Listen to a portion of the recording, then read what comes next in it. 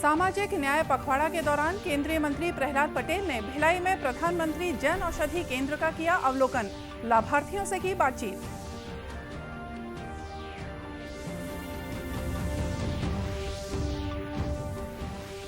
खैरागढ़ उपचुनाव के लिए प्रचार तेज, मुख्यमंत्री ने ली आम सभा, भाजपा ने जारी किया आरोप पत्र।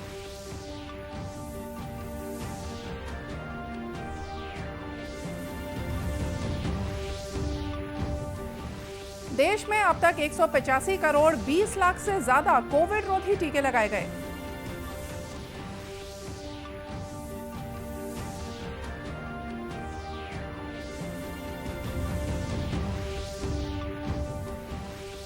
और शक्ति की आराधना के पर्व चैत्र नवरात्र के मौके पर शक्तिपीठों और देवी मंदिरों में उमड़ी श्रद्धालुओं की भीड़।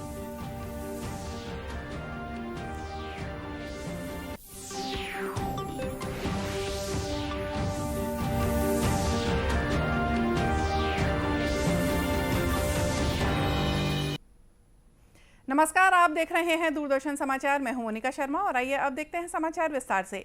भारतीय जनता पार्टी की स्थापना के मौके पर 20 अप्रैल तक पूरे देश भर में सामाजिक न्याय पखवाड़ा मनाया जा रहा है। इस दौरान पार्टी के पदाधिकारी और केंद्रीय मंत्री देश भर के दौरे पर हैं। ये सभी केंद्र की योजनाओं के बारे में जानकारी दे रहे हैं। आज भिलाई में प्रधानमंत्री जन औषधि केंद्र में केंद्रीय राज्य मंत्री प्रहलाद सिंह पटेल ने प्रधानमंत्री जन औषधि केंद्र का अवलोकन किया और दुकानदार और लाभार्थियों से चर्चा की। उन्होंने स्वास्थ्य बीमा कार्यक्रम, आयुष्मान भारत और जन औषधि केंद्र के बारे में लोगों को जानकारी दी। केंद्रीय मंत्री ने कहा कि जन औषधि केंद्रों में रियायती कीमतों में सस्ती दवाइयां उपलब्ध हैं। श्री पटेल ने मीडिया से चर्चा करते हुए कहा कि लोगों को जीवन रक्षक महंगी दवाइयां सस्ती कीमतों पर उपलब्ध कराने के लिए प्रधानमंत्री ने जन औषधि केंद्र की योजना की शुरुआत की है। अप्रैल से लेकर 20 अप्रैल तक ये पखवाड़ा सामाजिक न्याय पखवाड़ा के रूप में मनाया जा रहा है। हर दिन एक बात को लेना है। आज विश्व स्वास्थ्य दिवस है और इसलिए प्रधानमंत्री जी की जो महती योजना थी कि हम जन औषधि केंद्र चलाएं देश के भीतर, जो छत्तीसगढ़ में 119 है और इस भिलाई में 21 है, ताकि आम वृद्ध व्यक्ति, गरीब व्यक्ति जिनको ऐसी बीमारियां हैं जिनको हर दिन दवाइयां लेना अनिवार्य डॉक्टर ने कर रखा है, उनकी लूट ना हो, दवाई उनको सही मिले लेकिन कम कीमत पर मिले। मैं गौरवान्वित हूँ कि यहाँ पर जो हमारे वरिष्ठ, ये हमारी माताएं बहनें जिनने वो कहा, उन्होंने कहा कि हमें हार्ट की दवाई हर दिन लेनी है। बाजार में वो 500 रुपये की है और जन औषधि केंद्र में वो 30 रुपये की है। एक शुगर की दवाई का उदाहरण दिया। तो मुझे लगता है कि बिना मांग के भी उन जरूरतमंद लोगों की चिंता करना ये सरकार का काम है। इस अवसर पर पूर्व मंत्री प्रेम प्रकाश पांडे के अलावा प्रधानमंत्री जन औषधि केंद्र के लाभार्थी मौजूद रहे। खैरागढ़ विधानसभा उपचुनाव में प्रचार अपने चरम सीमा पर है।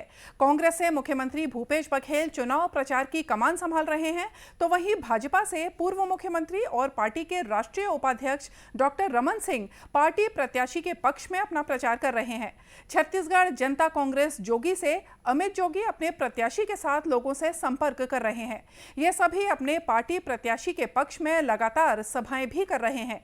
अपने चुनाव प्रचार के तीसरे दिन मुख्यमंत्री भूपेश बघेल ने खैरागढ़ विधानसभा क्षेत्र के ग्राम सलौनी, बिजलदेही, अतरिया और बोराई में आम सभाओं को संबोधित किया। चुनाव प्रचार प्रसार को लगभग 5 दिन शेष रहने को लेकर मुख्यमंत्री भूपेश बघेल ने कहा कि जैसे जैसे चुनाव नजदीक आ रहे हैं वैसे ही स्थिति भी स्पष्ट होती जा रही है। उन्होंने कहा कि लोगों में काफी उत्साह है और मतदाताओं का भरपूर समर्थन मिल रहा है। अभी गांव में घूम रहा हूं और आज तीसरा दिन है लगातार घूमते हुए और जबरदस्त समर्थन मिल रहा है, जबरदस्त उत्साह है और मुझे पूरा विश्वास है कि हमारे प्रत्याशी प्रचंड बहुमत से जीतेंगे। वहीं भाजपा ने कांग्रेस के घोषणा पत्र के जवाब में 25 बिंदुओं का आरोप पत्र जारी किया है। डॉक्टर रमन सिंह ने आरोप पत्र जारी करते हुए कहा कि कांग्रेस ने बीते 3 सालों में खैरागढ़ के विकास के लिए कोई ठोस काम नहीं किया है। 3.5 साल में खैरागढ़, सुरजलाल और गंडई 3.5 साल में कोई ऐसा काम आपने किया होगा जिसको माइलस्टोन कहा जाए, जिसको मुख्यमंत्री की उपलब्धि कहा जाए, जिसको किताब में लिख के प्रिंट कराया जाए। क्या मुख्यमंत्री ने डेवलपमेंट के 3.5 साल के कामों की कोई लिस्ट जारी की क्या? इतने लंबे 3.5 साल के समय निकलने के बाद भी कोई एक भी काम गिनाने की स्थिति कांग्रेस की नहीं है, मुख्यमंत्री की नहीं है। अपनी घोषणा में फिर से नई बात जारी कर रहे हैं। आरोप पत्र जारी करने के साथ ही भाजपा ने अपने कार्यकाल के दौरान खैरागढ़ क्षेत्र के लिए किए गए विकास कार्यों का 35 बिंदुओं में रिपोर्ट कार्ड सामने रखा है। राष्ट्रव्यापी टीकाकरण के तहत देश में अब तक 185 करोड़ 20 लाख से ज्यादा कोविड रोधी टीके लगाए जा चुके हैं। स्वास्थ्य मंत्रालय ने कहा है कि कल 15,37,000 से ज्यादा टीके लगाए गए। संक्रमण से स्वस्थ होने की दर 98.76% है। देश में अब तक 79 करोड़ 25 लाख नमूनों की जांच की जा चुकी है। इधर छत्तीसगढ़ में 7,420 सैंपलों की जांच की गई, जिसमें से 8 व्यक्ति कोरोना संक्रमित पाए गए हैं। प्रदेश के 23 जिलों में बीते 24 घंटों के दौरान कोरोना का कोई भी संक्रमण का नया मामला सामने नहीं आया है। वर्तमान में प्रदेश में कोरोना संक्रमण के कुल 70 सक्रिय मामले हैं। डीडी फ्रिश की लगातार बढ़ रही लोकप्रियता पर देश के जाने माने लोगों ने खुशी जाहिर की है। शेमारू टीवी के सीओओ संदीप गुप्ता ने डीडी न्यूज से डीडी फ्री डिश के संबंध में बातचीत की। उन्होंने कहा कि डीडी फ्री डिश की लोकप्रियता लगातार बढ़ रही है और दूरदर्शन की इस पहल से छोटे छोटे चैनल भी अब डीडी फ्री डिश पर देखेंगे। पहुंच ज्यादा इन डेप्थ और ज्यादा रूरल इंडिया में है, अर्बन इंडिया में, उन अर्बन टायर 2 सिटीज में है जहां हमारा कंटेंट ज्यादा रिलेट करेगा। और एज आई सी ब्रॉडकास्ट में डेफिनेटली टेलीविजन ब्रॉडकास्ट अगले 5-7 साल ज्यादा से ज्यादा 2 टायर और 3 टायर सिटीज में ग्रोथ ज्यादा है। ऐसा नहीं कि टेलीविजन खत्म होने वाला है, बट जो वहां की ग्रोथ अभी भी बहुत ज्यादा है। तो डीडी फ्री डिश हमारे लिए बहुत बड़ी अपॉर्चुनिटी है। जशपुर जिले में किशोर सशक्तिकरण के लिए जय हो कार्यक्रम की शुरुआत की गई। जशपुर विधायक विनय भगत और कलेक्टर रितेश कुमार अग्रवाल ने जय हो कार्यक्रम के लोगो का लोकार्पण किया। साथ ही कार्यक्रम में मौजूद लोगों को किशोर सशक्तिकरण के लिए शपथ भी दिलाई। कार्यक्रम को संबोधित करते हुए विधायक श्री भगत ने कहा कि जय हो एक नई सोच है, ये युवाओं को एक नई दिशा देगा। उन्होंने कहा कि पिछड़े क्षेत्र के लोगों के विकास, शिक्षा और स्वास्थ्य के प्रति जागरूकता लाने के लिए यह कार्यक्रम महत्वपूर्ण साबित होगा।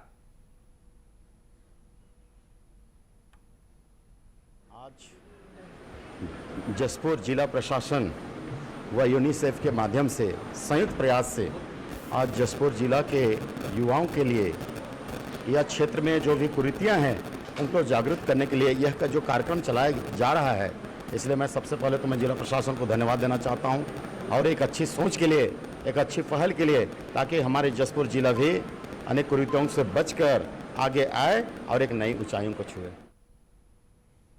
कलेक्टर रितेश कुमार अग्रवाल ने कहा कि जय हो का अर्थ आशा और अवसर के लिए जशपुर युवाओं का संगठन है।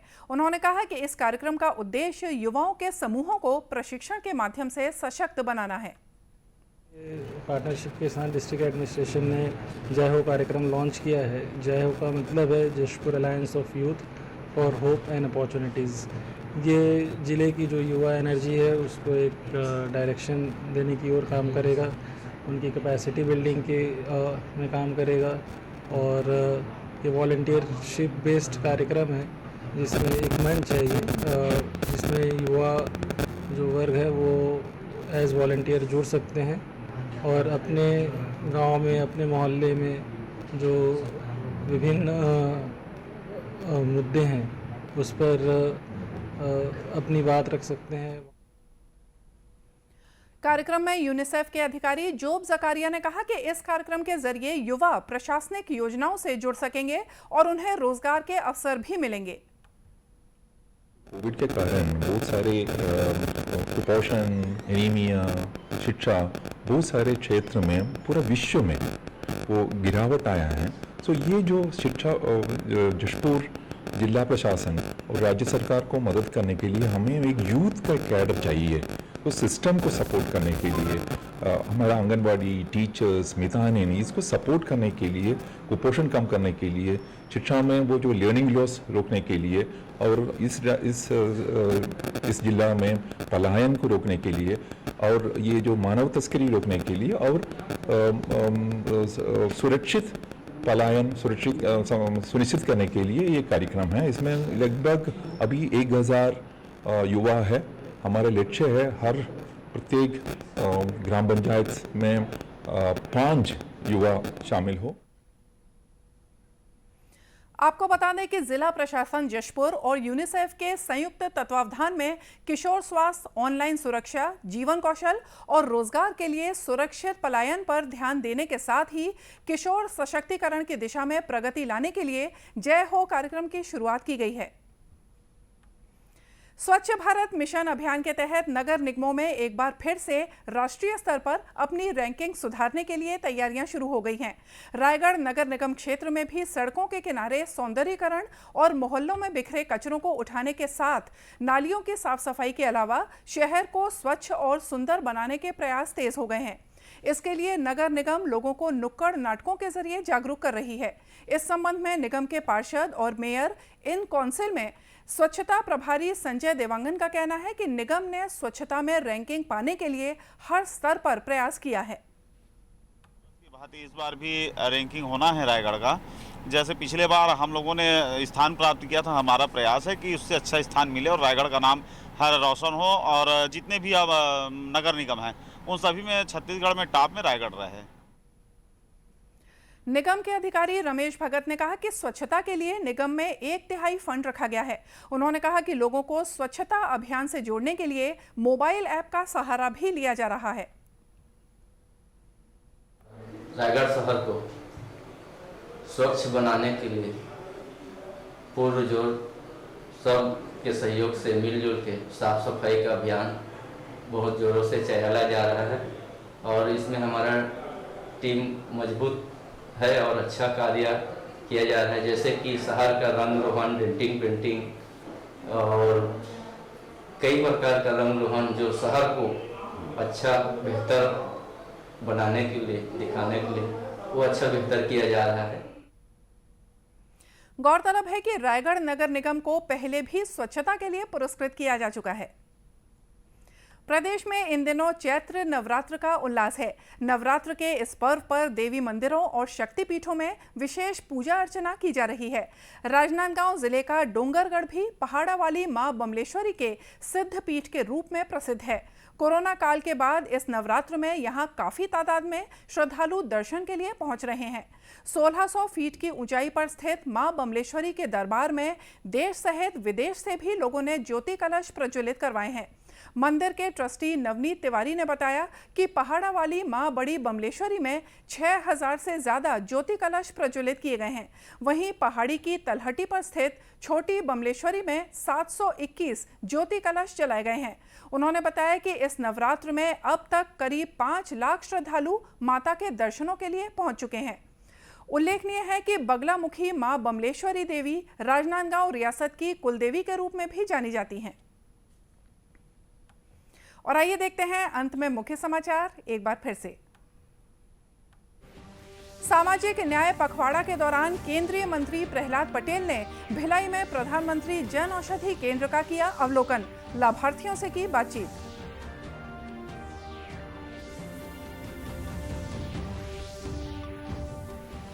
खैरागढ़ उपचुनाव के लिए प्रचार तेज, मुख्यमंत्री ने ली आम सभा, भाजपा ने जारी किया आरोप पत्र।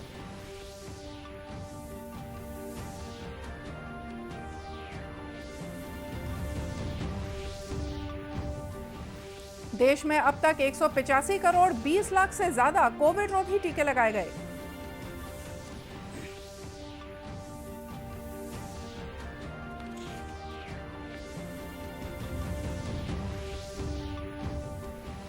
और शक्ति की आराधना के पर्व चैत्र नवरात्र के मौके पर शक्तिपीठों और देवी मंदिरों में उमड़ी श्रद्धालुओं की भीड़। और इसी के साथ ये समाचार बुलेटिन यहीं समाप्त हुआ। नमस्कार।